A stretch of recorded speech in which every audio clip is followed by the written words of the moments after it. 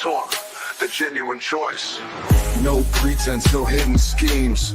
Just sports, passion, fueling dreams. From the field to the court, every play that's made. Real takes over fake debates. Turn it up, hear the honest sound. Unfiltered sports all year round. Discussions pure, no masquerade. Real takes over fake debates.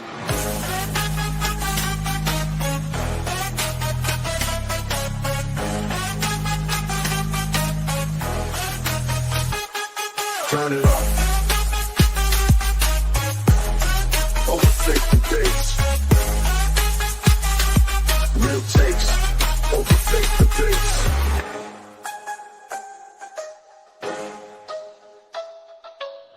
Real takes over fake debates.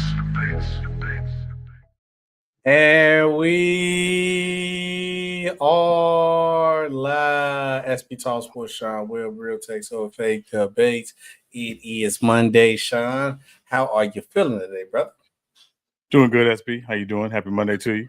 Yeah, happy Monday to you too, bro. You know, good, chilling, same old, anything different day. Appreciate everybody guys watching. Make sure you guys like, make sure you guys share, and make sure you guys subscribe and join the Real Takes Over Fake Debate Movement live on every platform. Sean, I want to get right into it because there's a lot of things going on right now in the sports world. Obviously, we got the Naismith Hall of Fame was announced, and particularly two players that I said last show was people was going to try to question why are they Hall of Famers or even first ballot Hall of Famers, which shows how I got to say it nice way, how lost people are when it comes to that. Obviously, another all-time scoring record has been broken. Before I get into what else we go to our show, I want to say, as a sports fan and a fan of sports, I'm happy that I'm living through a time of a sports fan to see like multiple records, especially like all-time records where I have heard growing up as a sports fan, like, hey, this record ain't never gonna be broken. This record ain't never gonna be broken. Like, in both records and other records talk about these records have been talked about like this. For me to actually get to see it broke is like crazy to me as a fan. So I feel like it's what a time to be alive as to be a sports fan. Shedeur canceled a private workout. We got a lot of people signing money in baseball. We got to talk some women's college basketball too. Let's salute to the chat anyway. Salute Tiff in the chat. What's going on, Tiff? But Sean, let's get right into it. So the Naismith Basketball Hall of Fame was announced, class of 2025. Carmelo Anthony and Dwight Howard was one part of the class, but Sean, before I get into the that, I want to stop right there because I put those two names in there first. Why do you think people are questioning why Dwight Howard and Carmelo Anthony is a first ballot Hall of Famer? Because I think is idiotic to say you question why they're first ballot Hall of Famers. SB, I believe a lot of it has to do with, again, how we talk about from a media perspective what first ballot means.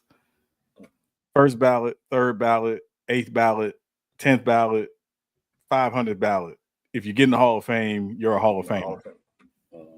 We got to get out of this whole thing of, oh, they're not a first ballot Hall of Famer thing. Well, the question is not or what ballot are they? The question is, are they a Hall of Famer? Yes. Did they have a Hall of Fame worthy career? If the answer is yes, then it doesn't matter what ballot they got in on. When someone doesn't get in on the first ballot, it doesn't invalidate their career. And I think we've got to get out of the place from an appreciation perspective of someone's career, because when you think about the Hall of Fame for an athlete is usually the final chapter to their career. Basketball, football, baseball, hockey, golf. That's usually the chapter that that's what literally closes the book on your career. So you wait, 4 years after your last year, and then you become eligible in Basketball Hall of Fame. The case of the Basketball Hall of Fame, I don't want to ever disrespect on any level what someone enjoying this moment for them, because it's a big moment, and not everybody gets that call. And so the fact that Dwight Howard and Carmelo Anthony got the call should not come as a shock to anyone. And anyone who questions whether or not they're Hall of Famers, I would question their acumen. Do you understand what being a Hall of Famer is, or what it takes to get in the Hall of Fame? And I think anybody with any real sense knows that they are, in fact, Hall of Famers. So again, I think we got to get out of this place just from an appreciation perspective, SB, of what ballot did you get in on? Nobody cares. Sometimes when you run for president, you may not win the first time you run for president. Sometimes you win the second time you run for president, or the third time you run for president. It doesn't matter. You're still the president of the United States if you won. So I think that's where we gotta stop that from an appreciation perspective. For me too, I think I have to double down on what you're saying too. I have to agree. Like, I think it is coming from a media and unappreciative of what players is, and just because of, you might call the tail end of the person's career too, because I think that's where a lot of this come from. Like, a lot of these younger fans, because that's who be on like social media more, who only seen like LA, the second run of LA Dwight, or people only seen the Blazers Melo. But like, you don't understand, like, I still have flashbacks from that game when the Knicks played the Bulls and Melo hit that three in the Garden and it splashed us and we lost it. I'm like, bro, but you don't understand, like, see how dominant a presence Dwight Howard is. Like, I seen a guy dominate a game and win defensively because he controlled that side of the ball crazy. Like, Dwight Howard and Carmelo Anthony are two of the greatest players to ever play the game. Obviously, with those two type of players, I would look at them as specialists when it comes to a certain degree, but they also, at their peak of their powers, they were specialists in the things that they did, but they were also one of the best players in the league while doing it. Like Carmelo, scoring the ball. Anyway, you need a bucket, I'm going to get it. Dwight Howard, a defensive presence and strength. That's what he always brings. But I do want to get back to the class, talk to the class in full. The class goes as it follows. Sorry, the cough. Excuse me. 2008 U.S. Olympic men's basketball team. I believe that was the Redeem team. Yes. Carmelo Anthony, Danny Crawford, the referee. Billy Donovan gets in as a coach, mainly probably for his time in Florida. Dwight Howard, I was talking about Dwight Howard.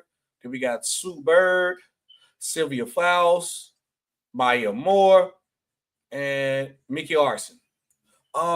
What's your all-around take on the whole class? And give me, I know we kind of talk, if you want to talk about Melo Dwight again, you can, but give me like two other names that you want to like give acknowledgement to from this class. Well, I want to acknowledge all of them because, again, this is a big moment for all of them. Billy Donovan, when you look at his combined time in college and the NBA, he has over 900 career victories, both college and NBA. So that means he's been, doing it at a pretty decent level for a very long time. I know some Bulls fans may not agree, but the fact is, college pros, 900 plus victories. Obviously, when you talk about Danny Crawford for a long time was the standard of NBA officiating. Yes, he was. And so, no surprise there that he got in. Sue Bird, we don't have to talk about Sue Bird. Sue Bird, you go UConn, USA women's basketball, obviously what she did in the WNBA, one of the best, point guards of all time, men's or women's, if you're being honest. Maya Moore is somebody who walked away at the peak of her career, to get in the social justice fight and to fight, some of these incarcerations that we see in the country, and obviously, but Maya Moore was, for a lot of people, in that GOAT conversation, and for some is their WNBA GOAT, which again I'm not going to argue one way or the other. But when you go back to her high school, she was that girl in high school. UConn, WNBA, USA basketball. I mean, she was just like that as well. Did her leave it? Did it put like there was like the Michael Jordan 93 like her leave because everybody saw she was saying coming back. It felt like that, dude. Yeah, like it did. It felt like that. Yeah, it did. And Sylvia Fowles. Again, when you talk about the standard of the two-way, big in the WNBA, that's Sylvia Fowles. She won an MVP, 8-time All-Star. She was like that. And then, from a personal note, obviously I'm a Heat fan, so Mickey Harrison holds a special place for me because I want to remind people the Heat started in 1988. It wasn't very good those first several years, but the game changer was Mickey Harrison purchasing the Heat. And the first move he made was hiring Pat Riley to be the coach and president of the Heat. And that started the 30 years that we've had of Miami Heat basketball as we know it. Not to disrespect the previous years, because there were some good players, Glenn Rice and Steve Smith and Ronnie Cycli and Bimbo Coles and some names people may not know. But Mickey Harrison purchasing the Heat for me that's the big reminder that ownership always matters. And so, some really, really great years in Miami. South Florida, became a Heat town in a lot of ways from a professional sports perspective. And it starts with Mickey Harrison. And he's someone who's very, kind of understated and doesn't always, he's not looking for the spotlight or anything like that. But he be out the way a lot. He be out the way a lot. Yeah, but his impact and the Harrison family impact, on South Florida and the Miami Heat. And so, well-deserved honor for him. Outside, I know you have it with Mickey Harris because obviously Heat fan, but I want to tip my hat to him from a point of like you said, like when the Heat really started. And when he bought it, what year did he buy the team? Exactly, 1995. 90. He bought the team in 95. So technically, I'm older than the time he owned the Chicago Boy 93, like 2 years. So for him, because it's a lot of teams that has been franchises way longer than him, and he has accomplished way more with his franchise than a lot of teams who've been here from the beginning. So I definitely want to tip my hat to him with the what outstanding job what he did with the Heat, and also, and I'm even looking at the list of players he done had play for the Heat. You got Ray Allen, Bosh, Tim Hardaway, Alonzo Mourning, Shaq, Gary Payton, Dwayne Wade, LeBron James, Jimmy Butler. Then you created a possibly Hall of Fame coach, Eric Spoelstra, too. Like, that's something you got to tip your head to. But one person also I do want to know too is like Maya Moore. Like I was just saying before that, she left the game early, and this was when the Lynx was like literally on top of the league, winning championships too. And she still left at the peak of her powers. And I know she's been gone for a while, so it'll probably be hard to say it like now, but like right when she left, she still at least had another 5-6 years left for her to still be at the top of her game. She was one of the best scorers in the league. Maya Moore was different. I'm not gonna lie. Like it was fun to watch Maya Moore play from time to time. So I'm not gonna hold you at all. It was definitely fun to see Maya Moore play. And then the got to go to the Redeem Team. Redeem Team for me too, because what it meant for the guys to come back, because it was we got to redeem and get our glory back. Oh, now the world think they're catching up to us. So now let's go ahead. Let's put a great team together. Let's get our glory back from Team USA with the Kobe stories, with the LeBron stories, and how like Kobe made the guys work out with the leadership and they bonded the team together. The documentary was outstanding too, so that did help it too. But I definitely had to go to Redeem Team. That was one of them. I could say like, me growing and being younger, watching basketball and sports, I could say when it comes to Team USA wise, that was like the first US run in 2008 where I was locked in from day one to the end, because I wanted us to win so bad, because I was like, man, we're going to come back. We got Kobe, LeBron, Dwight. The team was crazy, and it was like, okay, especially coming off losing. So that was big. So I definitely like that one for me.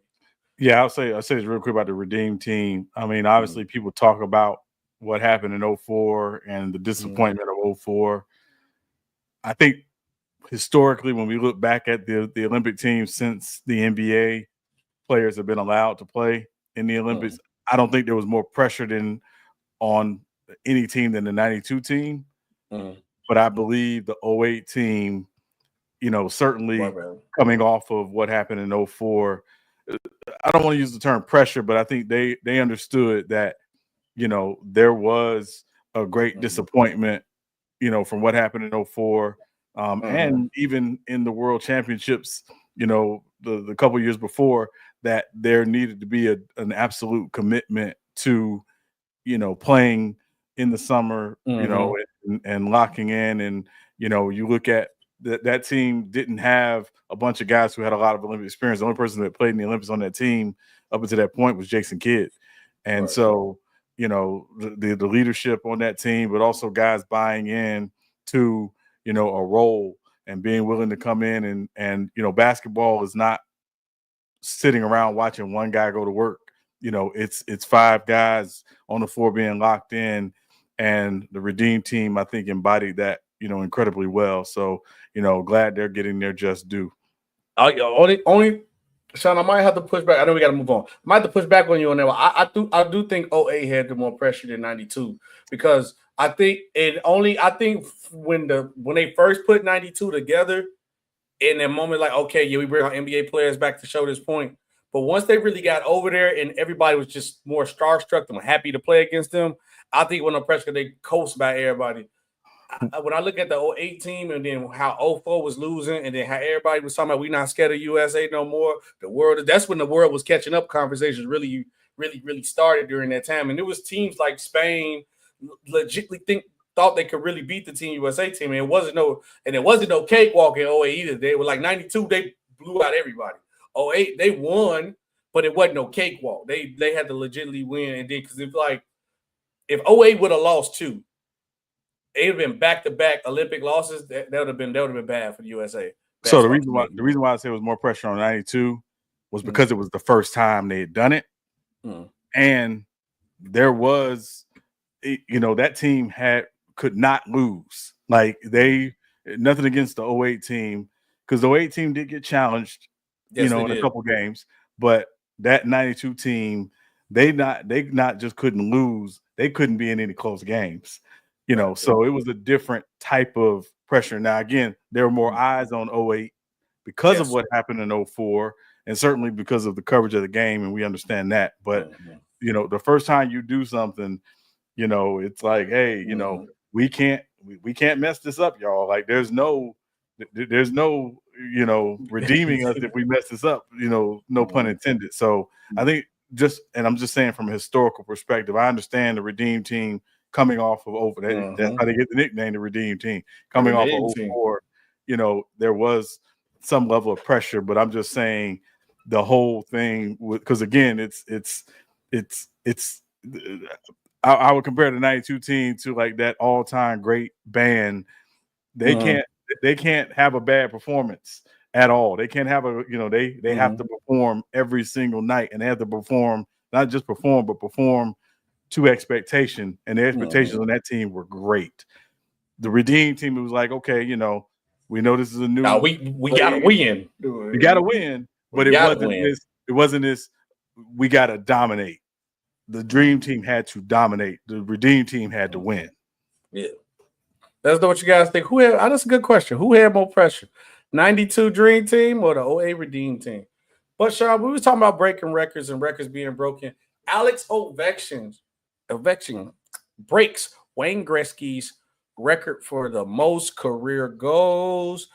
It was Wayne Gretzky was at 894. Alex Ovechkin is at 895.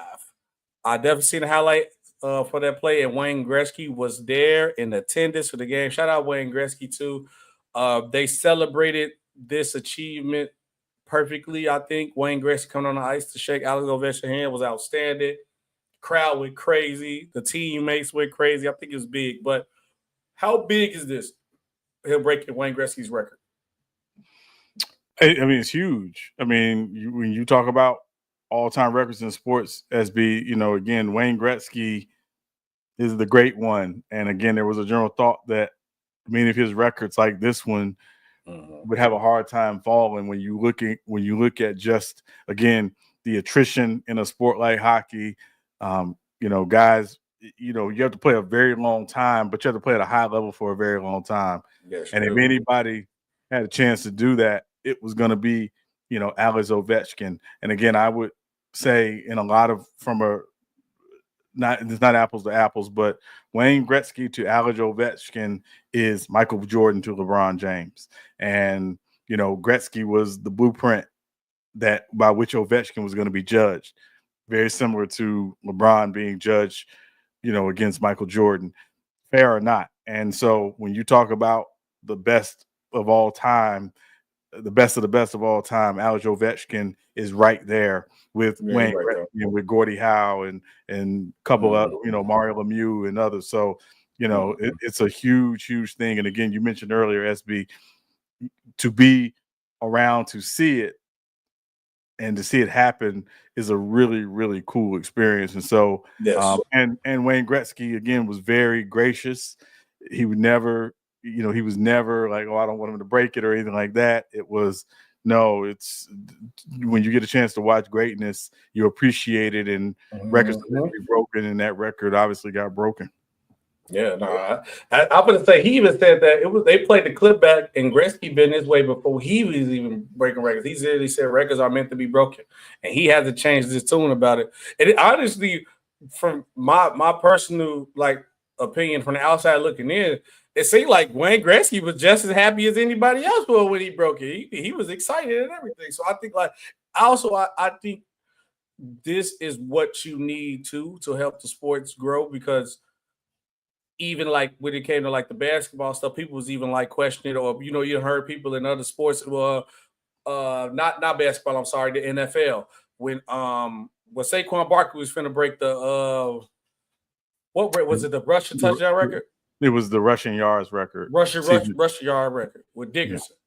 Yeah. And you see how he was saying how it was, and it was it's coming off negative that he wasn't happy. I think sometimes we need to be the old heads and the youth, or whoever's the retired guys and people playing now, need to be more like this when it comes like this, because it helps blossom the sport. Because now it's everything is just about appreciative of the moment. Now I'm appreciating Alex Ovechkin at the moment of him breaking the record, but I'm also appreciating Wayne Gretzky for what he done during his time. Now I'm thinking damn, bro, he was that great. He hit 800 plus, almost 900 goals. Now he done just did this. This is outstanding. Everything felt full circle good for me from a fan experience. That's all I'm saying. But Chuck, when it comes to greatness, it always come to comparison. And I know I just said all blossom good moments, and then I just bring up this. I know I'm bookish. Let's play a quick game. You can whatever logic you want to use, whether you want to tell me what you use it for, but you got to pick one or the other and say why. So I'm leaving the realm open for whatever, but you got to tell me why you picking it. Or you can't be this one, because whatever you picking it for, you got to tell me.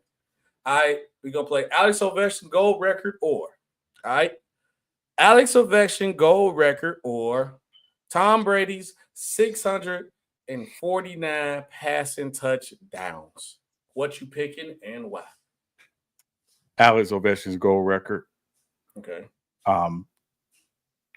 Once the rule changes happened in the mid 2000s that essentially make it easier for quarterbacks.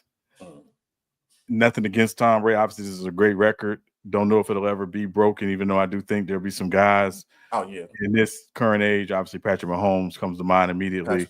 who have a chance to break and pass the record. But just given the attrition of hockey and things of that nature, I would say Alex Ovechkin. For me, I'm gonna go Alex Ovechkin too. I just think, bro, 800 goals is crazy from the point of perspective. If you ever really watch hockey games, now it'll picked up a little bit, but majority of the time, you only getting 5 to 6 goals a game. And then it got to be you got to be the one to score it too. So for this man to get almost, and I think I don't know if he retiring after this year, but if he play another year, he might get 900. Oh, I mean, if he plays another year, he's going to get 900. I mean, sure, obviously he's healthy, so yeah. Yeah, healthy, yes, he did 900. But I have to agree with you. I'm going to go Alex Ovechkin's goal record. Okay, wait, Alex Ovechkin's goal record or Jerry Rice 208 TDs. That's just I did 8 TDs total. Yeah, I'm going to say Jerry Rice only because I don't think this record will ever be broken. No. Yeah, I just think it's you got to think about it. I mean, just 208 touchdowns total, right? So you just think about if you're a wide receiver and you average 12 touchdowns a season, which is a good season for a receiver. That's a good season. If my math is mathing correctly, you would have to do that for 16 seasons. Let's see. 16 times 12, I think, is 208, if I'm not mistaken. 192, actually. 192. Thank you. So, yeah, okay, my fault. So you got to be over. You got to be over 12 touchdowns for 16. You got to be over. So, yeah, so it's just, I'm a believer. I don't think this record is going to ever be broken. And, again, you can have, some seasons where you 1 or 2 seasons where you score 20 touchdowns and still never break this record. So I'm going to say Jerry Rice just because I don't think this record will ever be broken. Sean, I'm going to mush your head up even more. If you go 17 seasons with 12 touchdowns, you will still be short 4. Yeah. So that's crazy, by the way. Yeah. I'm not going to agree from the point that this record would never be broken. Because at this point, I want to see every record broken at this point in time. If I get to see every record in every sport broken, especially when it comes to scoring, I'll be happy because you already got basketball, hockey. Look, we just add football to the list. You kind of just swayed my pick a little bit with the math you just did because I was gonna go Alex Ovechkin too because I was like because my math said was gonna say like how the NFL is going right now. And they want more scoring. I can see it being broken. But for you to just you kind of sway my pick with the math because it's like you got to play good for at least like you said, a minimum of 12 a year for 17 years. Or if you get a couple, like you said, a couple 16s and the 20, you still got to play like a good elite for a good 15. You swayed my pick. I wish you didn't do the math because I was definitely picking Alex. I'm gonna have to go Jerry Rice too. Tiffany said Jerry Rice, of course. Alex Ovechkin goal record, Sean, or Barry Bonds 762 home runs. And it's still that. So for all y'all people, for anybody coming, like, oh, Barry, I don't want to hear it because when I looked up on the record books, he's still right there. So all that extra, it don't matter. He counts. So I wish Barry Bonds had the torpedo bat too around this time too, man. That would have been crazy. It'd been about 850. But Sean, Alex Ovechkin goal record or Barry Bonds 762 home runs. It's Barry for me. Why and well, and I would say this. Obviously, we're in the analytics age now in baseball, especially guys are hitting more for power than average. And even with guys hitting more for power over average, you would need 15 seasons of 50 home runs just to get within 12 of Barry Bonds. What's the most home runs in a season again? The most home runs in the season is Barry Bonds with 73. 73, yep. Right. So you would need 15 seasons of at least 50 home runs just to get to 750 in your career. Yeah, I was going to say, didn't Aaron Judge just hit 50 like last season and we were celebrating it like crazy? Hold on. I want to look at last season. Where's home runs? Yeah, he had 58 last season. Right. And I think he had 62 the year before, if I'm not mistaken. 2 years before. Yep. 62. He had 37. So again, You got to do that, but you got to do that for 13, 14 years. Bro, you know how outstanding this is? I'm looking at Aaron Judge been in the league since 2016, and he only got 300 touchdowns. Home runs. Right. Sheesh. So yeah, so it's such a, I mean, you and also, you know, the thing with hitting home runs is they actually have to pitch to you. For Barry Bonds, there were games where wouldn't even pitch to him. He would go weeks sometimes without them really pitching to him. They would walk him. They might give him one, but they would walk him. And then also what was amazing about Barry Bonds, and again, I don't want to make this a Barry Bonds conversation. There were years where he hit more home runs than he struck out. That's ridiculous. So his hand-eye coordination, his ability to see pitches and understand what guys were doing, and even some of the best, the Greg Maddoxes of the world and things like that. It's uncanny. I'm not saying guys today can't do that. I'm saying that it's the amount of consistency you have to have over a very long period of time. 15 seasons of at least 50 home runs just to get to 750. Sure. How many if they didn't intentionally walk Barry Bonds, how many home runs do you think he probably will have? 800. I'm gonna mess your head up. I just looked this up. This is outstanding. Barry Bonds, Sean, this is like ridiculous, bro. I can't believe this. Barry Bonds holds the MLB career intentional walk record. He has been walked, Sean, over 688 times. Right. Do you not understand? That is. Yes. I'm looking at that is crazy. Yeah, and I think there were years where he actually had more walks than strikeouts. That's how dangerous it was at points pitching to him.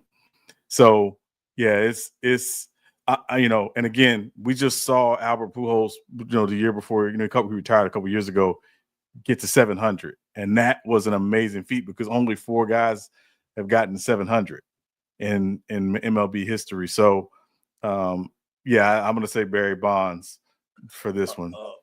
This is from 2 years ago, Sean. So take it with a grain of salt, but not take it with a grain of salt. But obviously, we ain't gonna go too crazy about it. And like I said, I wouldn't make this a Barry Bonds thing either. But at a point in time, Barry Bonds had more walks than the Tampa Bay Rays whole organization. Right, which tells you how great Barry Bonds was and how much the Rays suck. So I'll just leave it at that. That is ridiculous. So he really, honestly, Sean, I'm gonna be real. He probably would have had about at least like 600 more attempts.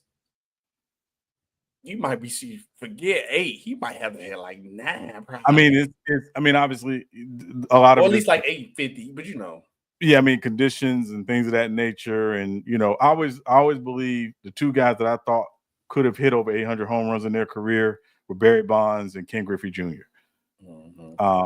Just the power and things of that nature, and but also you got to have health, and certainly you got to get something to hit, and so but yeah, Barry Bonds is a different animal. Yeah, I'm have to go Barry Bonds too on this one, because when your record could be higher, but people are stopping you, and also just to bring another. I think from my memory of watching when I was young, I think Barry Bonds was the only player that I've seen that they walked him when the bases was loaded. Oh, that was like one of the first players I seen walk when the bases are loaded. And I remember it, and I was just like, "Yo, y'all, is that serious? Is he that dangerous?" Yes, but, yes, he said yes, it is. But last one, Alex Ovechkin's gold record or LeBron James record for the most all-time points. So this one for me is a tie. Okay. I can't go either or on this one because I think, again, when you talk about Alex Ovechkin, he is really the LeBron of hockey. The longevity is a part of it, but the greatness combined with the longevity you rarely see. LeBron, I think I've even said this to USB. LeBron, Duncan, and Kareem are like the three that kind of epitomize that from an NBA perspective, that they were great for a very long time for the majority of their careers. Obviously, LeBron's still playing. So Alex Ovechkin, I think, kind of embodies that. So for me, this one is a tie. I can't pick between the two because I think both are. There's an equality with this for me with LeBron and Alex Ovechkin's record. I see why you said it's a tie, though. I'm gonna go Bron. I'm gonna go Bron from the point. Because it's literally like the same record. It's like the same when we come to basketball and hockey. Because even if I say the reason why I'm thinking like, look, I get to LeBron because like he's still great. Alex Ovechkin is still great too at the same time. It's a toss up. This one might be equal, but maybe I'm picking LeBron because I like basketball more. I'm being biased. I'm gonna go Bron. I'm gonna go Bron. I'll be honest. Next up on the list, Sean, we got the Titans canceled private workout with Shedeur Sanders after Colorado's pro day. The Tennessee Titans and quarterback Shedeur Sanders agreed to cancel their private workout that had been scheduled for Wednesday, according to team reporter Jim Watts. Is this a good or a bad thing? Should we be concerned about this? No concern. I mean, I think the Titans have 2 or 3 guys that they are locked in on that for that number 1 pick. And there's a good chance that they saw enough from Shedeur in Colorado's pro day that they don't need to do a private workout. But I think it's also just, again, you rather not waste the time of a player having to travel to your facility and things like that if you've already kind of, targeted, who you're taking. Again, I think there's probably 2 or 3 guys they're looking at. Certainly we've got to believe Cam Ward is who they're going to take, but no sense in them wasting his time. And for Shedeur, there's other teams I'm sure that want to meet with him and want to do a private workout with him. And the Titans, just where they're picking, it doesn't make sense for them to do that if they've locked in on other guys. Yeah, because the only thing I was going, my question concerned, like, is it we seen enough already from you, or like, we got made a matter for a pick? So that's the only thing that was like my first question when I'm seeing this. But yeah, I just don't think the Titans are picking Shedeur anyway. I think, like you said, you brought up Cam Ward. I think that man made up so Cam Ward, Travis Hunter, or Abdul Carter. I think that's their mindset. But they also have been high on that they need a quarterback. And obviously we know they need a quarterback. We know who's there now. So I just think they just been locked in on Cam Ward and just seem like that's the guy that's going to be on their team. I know Travis Hunter has been talking a lot about he wants to go number 1 and the commissioner better announce him as wide receiver and DB. But you got to take what it is. But I do think this comes from the point of, hey, they know who you want. Ain't no point of wasting this time. We got to go to some MLB, Sean. Vladimir Guerrero Jr. and the Toronto Blue Jays agreed to a 14-year, $500 million extension. Ooh-wee. The moment I see this, I wish I would have listened to my dad and play baseball, man, because, golly. Woo! What's your reaction to the extension? Certainly was a little surprised. There were some questions about whether or not the Blue Jays would be able to get to a number that made sense. This is the 3rd largest contract in MLB history. Yes, and obviously after Soto and Shohei Ohtani's contracts. It's a massive deal. But I mean, when you think about his abilities offensively, and he is a tremendous offensive player. very, very similar to Miguel Cabrera, and who's obviously a future Hall of Famer. So it makes a lot of sense for Toronto to lock him up as a building block. The question is obviously, can they continue to, add pieces either in free agency or trade to make themselves a true contender in the American League? But this is a starting point. And again, when you talk about we're in the age of offense, and he is one of the best offensive players in baseball, bar none. Yeah, I think there's no question that you got to get this contract done. I'm not saying that like Toronto couldn't get anybody else, but when you got a player like that on your team and that type of talent, you lock them up. But I'm just shocked with the money shot. I would just like, bro, is it?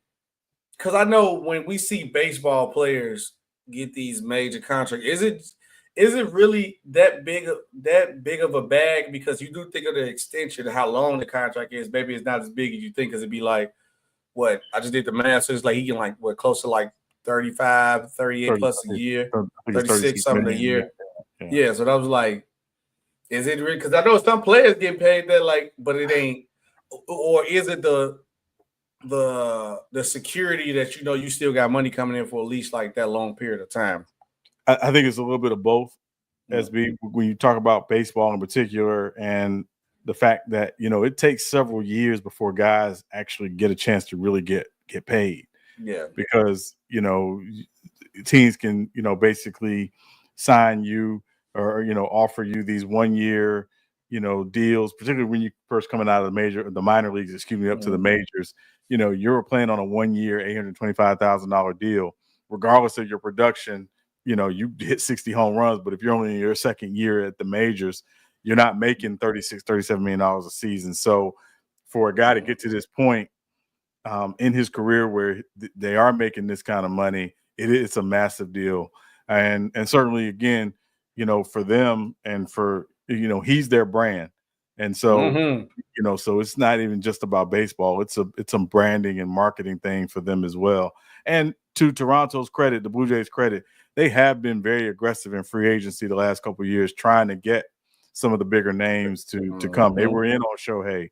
They did meet with Juan Soto, so they've tried to, spend some money. And I know we're going to talk about that in a second, but the best thing you can do from a baseball perspective is to lock in hometown and homegrown talent, and Vlad Jr. is definitely that. Now I'm glad you brought up about the money, because MLB owners feel a certain way. MLB owners reportedly agitating for a salary cap as players bracing for a lockout. Negotiations on a new collective bargaining agreement for MLB are shaping up to be just as contentious as you expected. Owners already are agitating for a cap. The Athletic Kings roster reported Monday players are already bracing for a lockout. Commissioner Rob Manfred all but promised when the current collective bargaining agreement expires after the 2026 season. It's also said it's not as though this would set back the next round of CBA discussions. Apart from what has transpired in the past, owners around MLB have unsuccessfully pursued a salary cap for years. The 1994 season ended in mid-August because of a strike, and the 2022 season was delayed by a lockout. Sean, what do you make of all of this? Because I can say the MLB needs a salary cap. It needs something. It needs some type of structure.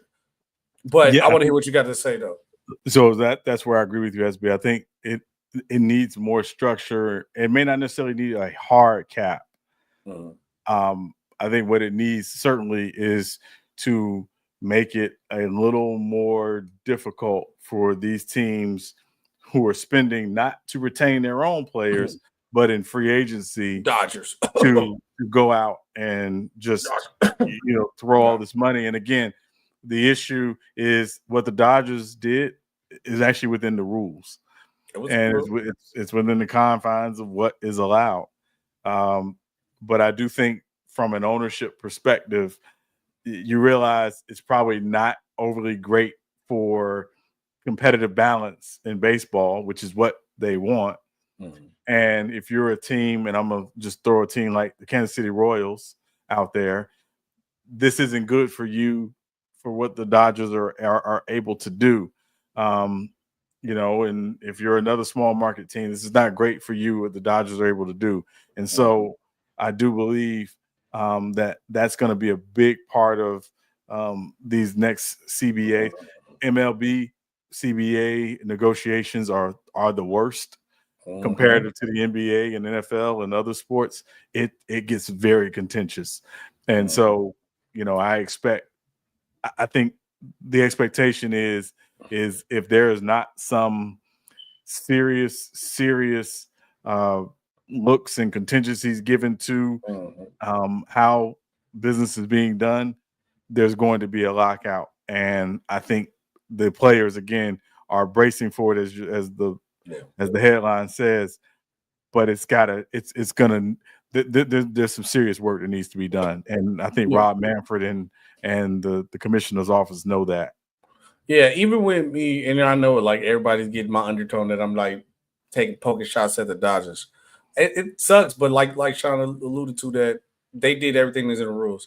I just want more structure when it comes to, like you said, when it comes to like the salary cap, and to make it at least fair enough for other teams to get players, or add some rights where they can keep certain players. So guess what? The Dodgers, hey, look, Dodgers can overpay, or at least make it ability. Like, I don't know if they got an MLB like NBA where you could pay if you the bird rights, where you can play players more, you got the rights to the players to try to keep them, stuff like that.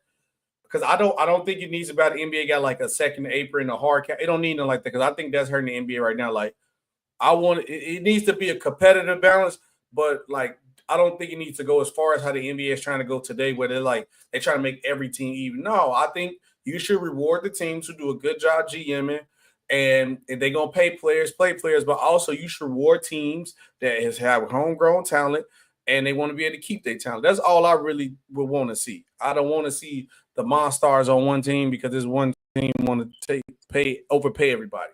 No, I don't want to see that. I don't want to see homegrown talent, like we just talked about, another homegrown possibly leaving this team. So I just think I just think they should just add more rights for teams when they have a player, where they can at least get him more money, or give him some extra to make him want to be more motivated to stay with the team that he was already on. And then also, I don't want to see a hard cap or a salary cap, because I don't think the Dodgers should be punished for what they're doing. They're doing their job. If I'm a Dodgers fan, I'd be happy. So that's one thing for me.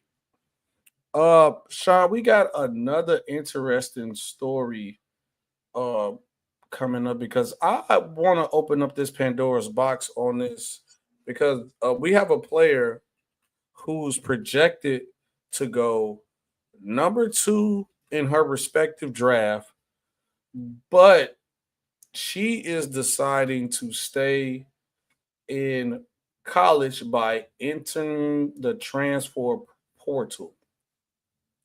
Notre Dame star Olivia Miles makes a bold move to forget about the WNBA draft, as she's projected to go number 2, to go back in another year of college. What is your reaction to this? Not surprised. She can make more money with NIL in college. And most of these, when that's the situation, there's no rush for you to go to the WNBA, because it's not like you're in a rush to go make all of this money in the WNBA, because you're not making all of this money in the WNBA. So from her perspective, with NIL and things of that nature, it only makes sense to do that. Now, the one thing I do like, that she's doing is she's opened herself up to potentially transferring. I don't know if it's a guarantee that she's going to transfer, but opening herself up to transfer, and again, pay for services. So which school is going to offer the biggest bag for Olivia Miles? That remains to be seen. I'm sure, all the big dogs will be looking at her. But to me, this goes back to, you know, it's a great financial decision for her over everything. I don't know what the 2026 WNBA draft will look like, who will be in it, but I would presume, obviously, if she's the second prospect or second number 2 prospect in 2025, she's going to be right there in 2026, if not the first. So, you know, there may be some of that in it as well. Oh, wait a minute, Sean. I just thought about something from this point, because we just talking about the CBA and the lockout. Ain't the WNBA possibly going to a lockout too? Possibly. Lockout. And ain't this in 2026 season, right? Yeah. Yes, after this season. Yes. Hold on. Wait a minute. They could potentially, not guaranteed, they could potentially lock out, but they're at the table. They got to be at the table, obviously, trying to avoid that. I figured it out. See, look, me and Show, because I just only if we didn't do that segment, she waited a year. 1, obviously, more money. 2, if why wouldn't she wait till the next year after the lockout? Because whatever new contract they might negotiate is possibly more money that could be in the NBA. And then her being the first person from the draft class, wouldn't she get more money too because of the new rule they might make? Well, it depends. So a lot of times when they do these CBAs, these new collective bargaining agreements, if there's more BRI, basketball related income going to the players, all of the players will get more money. Okay. Based on sort of a percentage or whatever, what that is comparative to what they're getting now. Those things tend to work out. So I don't think it's necessarily that. I just think, again, this season, this particular year, it makes sense for her either to go back to school or to enter the transfer portal. You know, so again, because again, she can make a lot of money. She's gonna make more money this year than she would if she goes to WNBA this year. So that said, again, I'm gonna go where I make more money at. Yeah. And then also only thing, so I think once again I didn't, because I was thinking I'm Sherlock Holmes figuring out the crazy mystery, but I think this is an outstanding move by her though, because like I said, it makes more sense. You make more money, you're gonna get more attention playing college basketball. Right now, the WNBA is up on the rise, but it still has not surprised women's college basketball.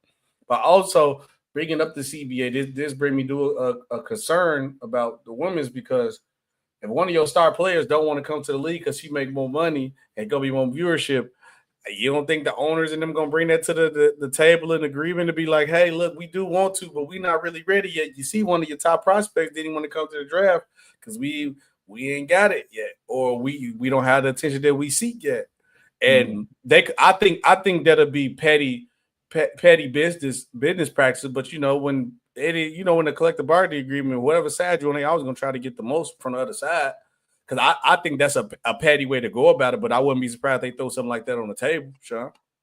I mean, I'm not going to say that's going to absolutely be a part of the conversation. I think the conversation around is going to be more around the WNBA has operated in the red for quite some time. This new media rights deal that the NBA just did, obviously the NBA subsidizes the WNBA. How much of that money that the WNBA is getting is going to be split between players and the owners? And is it going to ultimately help the WNBA in the long run not operate in the red every single season the way it has? I think that's going to be a big part of it. Now, from the players' perspective, that's probably not their concern. Their concern is, hey, we should be making more money. I think Caitlin Clark made $75,000 last year in the WNBA. And I'm talking just from her WNBA salary. I'm not talking about the endorsements and all that stuff. That's a problem, you know. So, you know, that has to be addressed. But again, so there's a lot of things I think that have to be talked about. But from the player perspective, it's no, we deserve to make more money. We're bringing more eyes and more attention to the league, and they should be paid accordingly. Yeah, imagine people, they're gonna be any WNBA players are really gonna move around when that money comes. Whoever paid them the most money, that's what people gonna go to. Whoever has the highest contract. But also, Sean, since you're a women's sport, UConn women's win a national title in a blowout victory over South Carolina. Paige Becker captures her first national title. And we got to talk about the coach in a second. Coach G, he captured his 12th, but we're gonna talk about him in a second. But what you think about Notre Dame women's winning a championship? What we talking about them at as a school when it comes to women basketball? They might be up there, one of the greatest, if not the greatest. I mean, when you talk about women's college basketball, it was UConn and Tennessee. They're the big dogs. I mean, just when you talk about like historically. Now, obviously, South Carolina with Dawn Staley's there now. You see Notre Dame, LSU, UCLA, USC. So there's some big time programs in women's college basketball, but UConn obviously and Gino Auriemma obviously they're the standard. 12 national titles is no joke. And when you think about the program he took over, he built that program. Yes, he did. And so it's I mean, and also I don't know what his future holds. I know he's talked about retiring and stepping down, sooner than later. But if he does step down, after this, or if he coaches another couple of years or whatever he does, his legacy is cemented. He is one of the best coaches. I'm not talking men's, women's, college, pro. He's one of the best coaches to ever do it. That Gino, he is like that, so. I think this was big for UConn, for them as a program, because I was definitely trying to go back to like the school history of like players around Gino Auriemma time where he coached G, what players he had, because he didn't had the list. I want to see the list of players. I mean, it's too long. We'll be here all night naming all those players. Bro, Maya Moore, Brianna Stewart, Nafisa Collar, Tina Charles, Diana Taurasi, Paige Beckers, Aaliyah Edwards, Swin Cash. Jesus, bro, the talent that he done had. I don't know if I said Maya Moore, but Maya Moore too. But man, the talent that he had. And is Coach Gino Auriemma the greatest? Because when it comes to this, because he got the most wins, done had probably. I don't know who had more talent than him. Then, like, if we look at this list, I could go back and man, I'm going up top right now. I can definitely about research more on it to see, but this is like. I mean, it's him and Pat Summitt. I mean, they were the two, and they had a really interesting relationship, just to say the least. But they're the standard, and they are the standard. And and again, rest in peace to Coach Summitt. But Gino Auriemma is, like I said, he is not one of just the best women's coaches ever. He's one of the best coaches ever. And obviously, he recruits great talent, but he is not the easiest person to play for. When you go to UConn, understanding there's a standard, and you better be ready to come in and live up to that standard, and that's what he's about. They practice hard. If you ever watch like film of their practices, they go hard. And so, so. And they also said about Coach G, for him to be at the school with the prestige like UConn, and he the big dog on campus when it comes to sports, and it's the women's sports over there too. That says a lot. That says, because I'm trying to think what other sport. I think the women's basketball team is the biggest team for them, right? Well, I mean, the men's team obviously in the last few years. Well, I won't say the last few years. I think UConn, and I don't think I'm being disingenuous saying this. They might be, from a basketball perspective, men's and women's, the preeminent program of the last 30 years. Yeah. Women's carrying a lot of that stuff, though. Yeah, maybe I don't want to say that. I'm probably short of it. Probably the last 35 years. When you think about Jim Calhoun, and obviously, fast forward to Kevin Ollie and Dan Hurley now. Same with Gino. Gino's been obviously the there the entire time, but they might be, in terms of just college basketball programs overall, there might not be a better school for college basketball, men's and women's, than UConn. I might not be. Let me and Sean know what y'all think about what Coach G rank at all time.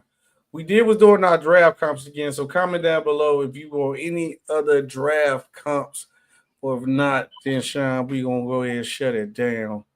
Yeah, I got one for you. I got one for you, SB. The wide receiver from Arizona, T. McMillan. You got a draft comp for him? T. McMillan, that's the one you said. The guy from Arizona. That's the 6'4" guy, right? I'm trying to. Yes. I think we did him. I said I see a little T. Higgins and I see a little Amari Cooper in him. No, you didn't. We didn't do him. Well, yeah. Oh, well then, yeah. That's what I see. A little T. Higgins and a little Amari Cooper in him for me. What about you? For me, it's Mike Evans and Drake London. Ooh, I like that. I like that.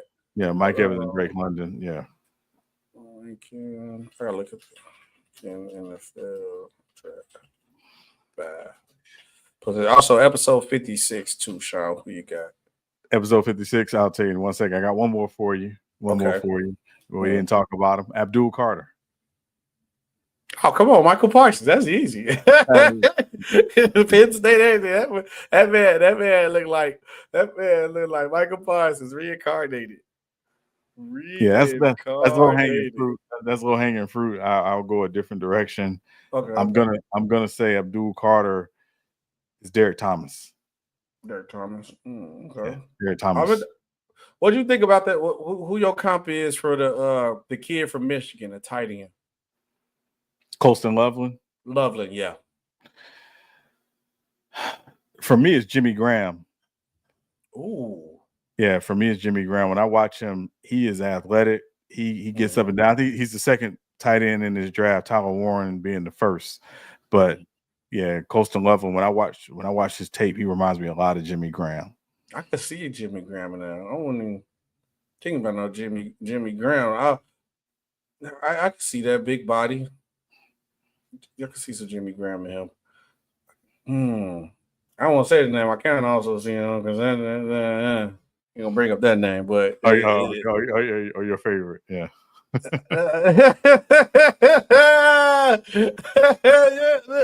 Look, man. Hey, look, Chargers. I ain't saying we need a tight end, but I might gonna bring your boy over. But 56. Who you got? 56. I mean, obviously, Lawrence Taylor is the first one that comes to mind. I'm gonna say Lawrence Taylor, and I'm gonna say Andre Tippett from the Patriots. Andre Tippett, yeah, Hall of Famer Andre Tippett from the Patriots. Okay, yeah, NFL gonna be the one for this one for me. Okay, yeah. Not NBA, NFL. Yeah, I was trying to find somebody over besides Lawrence Taylor, but can't beat Lawrence Taylor. Yeah, I might have to go Lawrence Taylor too. Also, Sean, we love running backs. So I have one more to ask you. I'm sorry, one more. I'm sorry. I can't forget Demario Davis. My fault. Demario Davis. Yeah, I'm sorry. Yeah. Between, it's not even necessarily you got a comp for them too. But if you have a comp for them, I would love to hear it. Between Amari Hampton, Quayshawn Jenkins, and Ollie Gordon, which running back you think is the best? Oh, easily.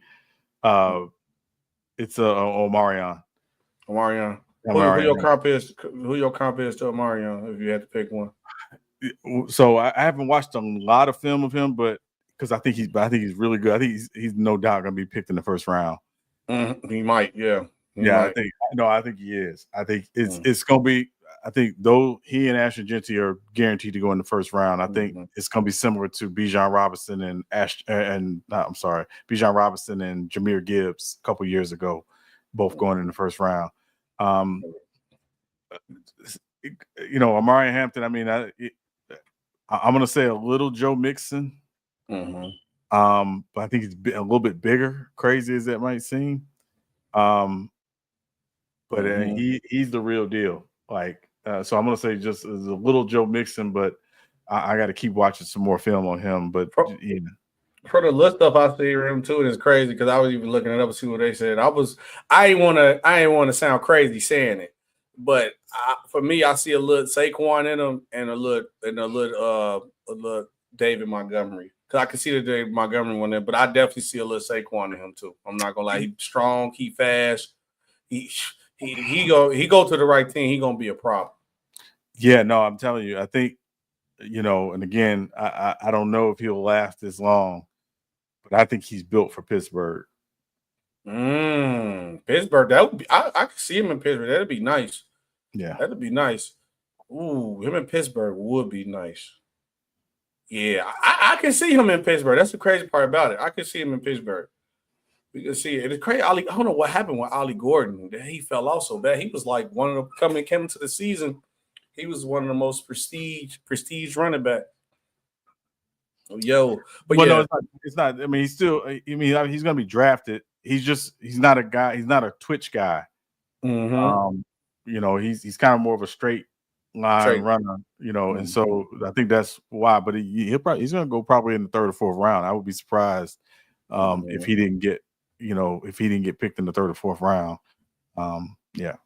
Yeah, but thanks you guys for watching. It's been another great episode of Real Takes Over Fake Debates with SB and Sean Webb. And we will see you guys on the next one. Peace out.